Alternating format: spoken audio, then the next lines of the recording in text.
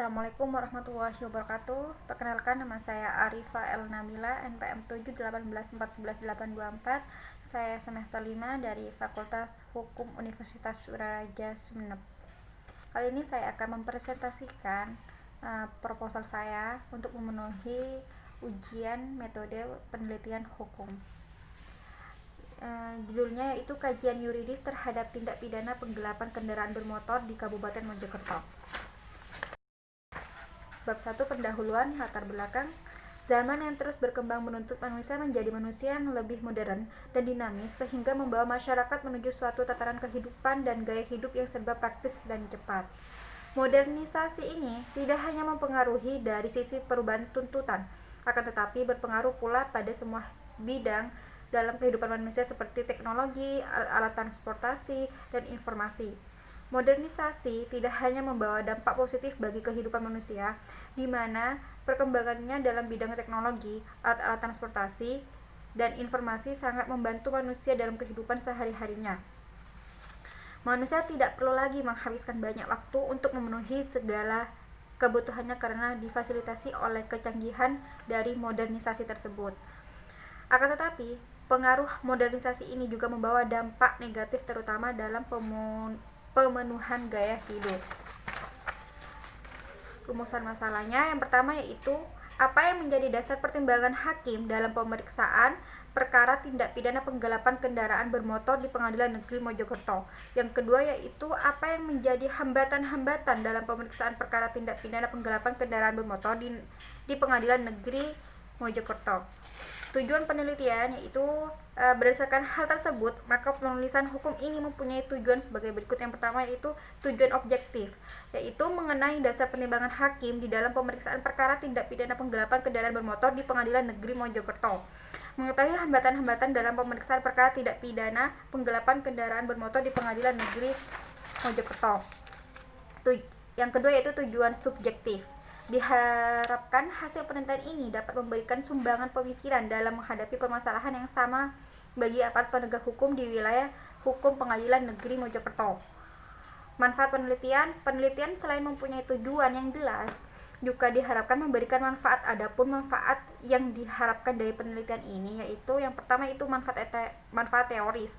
Manfaat teoris itu diharapkan dapat memberikan sumbangan pemikiran bagi pengembangan ilmu hukum pada umumnya dan hukum pidana pada khususnya. Dan selanjutnya yaitu dapat dipergunakan sebagai bahan bacaan atau literatur di samping literatur-literatur yang sudah ada tentang tindak pidana penggelapan khususnya mengenai penanganan tindak pidana penggelapan. Yang kedua yaitu manfaat praktik itu penulisan hukum ini diharapkan dapat membantu dan memberikan masukan serta sumbangan pemikiran bagi para pihak yang terkait dalam masalah yang diteliti dan berguna dalam menyelesaikannya. Selanjutnya untuk melatih pengembangan pola pikir yang sistematis sekaligus untuk mengukur kemampuan peneliti dalam penerapan atau menerapkan ilmu yang sudah diperoleh sebagai pewacanaan keadaan hukum khususnya di bidang tindak pidana penggelapan. Metode penelitiannya yaitu yang pertama tentang rancangan penelitian. Rancangan penelitian itu suatu penelitian ilmiah dapat dipercaya kebenarannya apabila disusun dengan menggunakan metode yang tepat. Metode merupakan cara kerja atau tata kerja untuk dapat memahami objek yang menjadi sasaran dari ilmu pengetahuan yang bersangkutan. Metode adalah pedoman-pedoman cara seorang ilmuwan mempelajari dan memahami lingkungan yang dihadapi. Penelitian ini memerlukan analisis dihasilkan suatu hasil penelitian yang valid. Adapun metode yang digunakan meliputi hal berikut. Yang pertama itu jenis penelitiannya. Jenis penelitian dalam menyusun skripsi ini atau proposal ini, jenis penelitian yang digunakan adalah jenis penelitian normatif.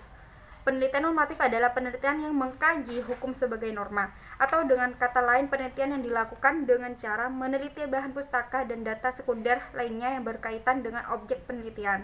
Penelitian yang digunakan oleh penulis dalam penelitian normatif ini adalah meneliti atau penelitian terhadap asas-asas hukum yang dilakukan dengan cara memilih pasal-pasal yang mengatur masalah tindak pidana penggelapan kemudian mengaitkannya dengan putusan pengadilan. Yang kedua yaitu sifat penelitian. Sifat penelitian hukum ini bersifat deskriptif.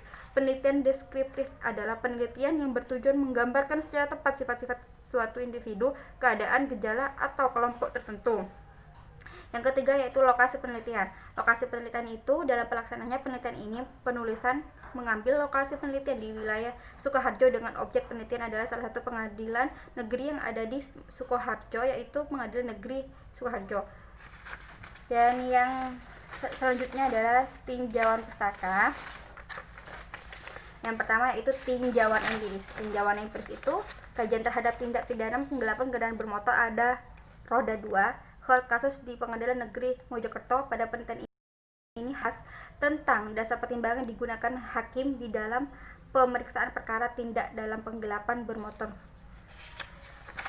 Dan selanjutnya itu tinjauan teori. Pengertian tinjauan yuridis. Tinjauan yuridis berasal dari kata tinjauan dan yuridis. Tinjauan berasal dari kata tinjauan yang artinya mempelajari dengan cermat. Kata tinjauan mendapat akhiran an menjadi tinjauan yang artinya perbuatan meninjau. Dan yang kedua yaitu pengertian tindak pidana penggelapan. Menurut pasal 372 KUHP, tindak pidana penggelapan adalah barang siapa dengan sengaja dan melawan hukum memiliki barang sesuatu yang seluruhnya atau sebagian adalah kepunyaan orang lain, tetapi yang ada dalam kekuasaannya bukan karena kejahatan diancam karena penggelapan dengan pidana penjara paling lama 4 tahun atau denda paling banyak Rp900. Yang ketiga yaitu pengertian kendaraan bermotor.